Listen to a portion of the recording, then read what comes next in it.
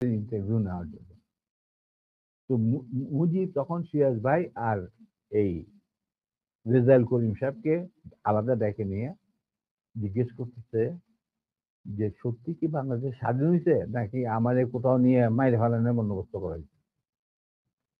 তখন সিরাজ ভাই ওনাকে বললেন, স্যার মুজিব ভাই, বাংলাদেশ স্বাধীন হয়েছে, আপনি যাইতেছেন as a prime minister of Bangladesh, কিন্তু আপনি ইন্ডিয়া হয়ে যাচ্ছেন কেন সেটা আমরা বলতে পারবো না, এটা আপনার সিদ্ধান্ত। তখন বলছি ক্ষয়ক্ষতি, তখন তো ইন্টারভিউ নিব, তো ক্ষয়ক্ষতি কত? যে সবকিছু মিলে প্রায় 3 লক্ষর মতো। 3 লক্ষ। এখন 3 লক্ষরে তারপরে সিরাজ ভাই যে পরে আমাকে বলছেন যে আমি কোনদিন ভাবতেও পারি না যে মুজিব ইংরাজিতে ডেভিড ফ্রস্টের সাথে কথা বলবে। আমরা বলছি যে উনি বাংলাতে কথা বলবেন। ডেভিড ফ্রস্ট পরে তর্জমা করে নেবে। যখন ইন্টারভিউ নিতে ছিল তখন David frost asked this question, what do you think is the losses of life in this so-called freedom during this freedom struggle? Mujib বলল 3 মিলিয়ন। 3 লক্ষরে বানায় ফেলাইলো 3 মিলিয়ন। ওইখান থেকে যে রেকর্ড বাজার শুরু হইলো 3 মিলিয়ন, ওই 3 মিলিয়ন চলতেই আছে। তখন আফটার দ্য ইন্টারভিউ সিরাজ ভাই তখন মুজিবরা তো আর কাট করতে পারে না, he is talking to the David frost একলা, যেমন আমি তোমার সাথে কথা বলতেছি সেরকম।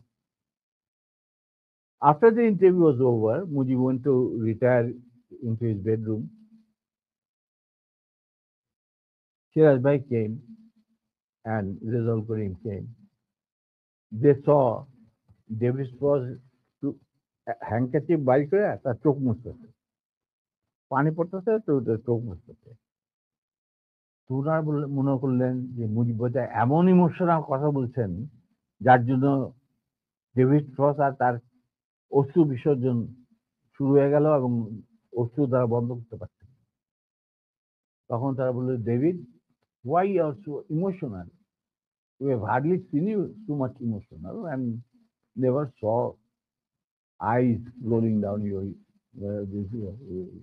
water rolling down your eyes. ব্যাপার কি? তখন ডেভিড ফ্রস্ট বলল, মুজিবের ইন্টারভিউতে আমি কানতাছি না, the way he was rogering my mother tongue, আমি ওইটার জন্য আমার চোখ দিয়ে পানি পড়ছে। মানে ইংরাজি ভাষাটাকে তিনি এত বিকৃতভাবে বলছেন যার জন্য আমার চোখ দিয়ে পানি পড়তে বাধ্য হইল। এখানে আজকে মতো থাক, আমার একটা কাজ আছে, আমাকে এখানে আবার যেতে হবে। আমি তো বাউন্ডুলে ঘুরে বেড়াই। স্যার 2 মিনিট সময় নেব। 14 ডিসেম্বরে বুদ্ধিজীবী হত্যাকাণ্ড দিবস নিয়ে স্যার একটু বলেন। ভাই, বুদ্ধিজীবী হত্যাকাণ্ডটা ওই তুমি যদি দীপু ধরের কথা, স্যার এটা কারা করেছে স্যার? দীপু ধরের কথাটা যদি তুমি শুনে থাকো ভালোভাবে, আর শ্রোতারা যদি শুনে থাকে, সেটা তো পরিষ্কার ইঙ্গিত থাকে যে তারাই সবকিছু করে দেবে, আমাদের কাজ দরকার নাই। তো এটা কার কাছে?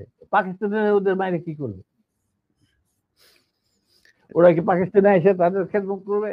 না, তাদেরকে এদেরকে মারার পর একটা মেধাশূন্য বাংলাদেশকে তারা গড়বে ইন্ডিয়ান স্টাইল, মানে ইচ্ছা মতো। এই ব্যাপার। আর সিরাজ ব্যাপার, এই যে রকেট সায়েন্সের দরকার না ওনার। রাইট স্যার, এই যে 2 লক্ষ মা বোনের ইজ্জত পাকিস্তানিরা নষ্ট করেছে, এই যে বলা হয়, আপনারা স্বাধীনতা যুদ্ধের পরে কি পরিমাণে নারীদেরকে পেয়েছিলেন যারা এসেছিল, তাদের সম্ভ্রম নষ্ট করা হয়েছে? আমি তো মাত্র 2 জন নারী চিনি, আর কি বলি।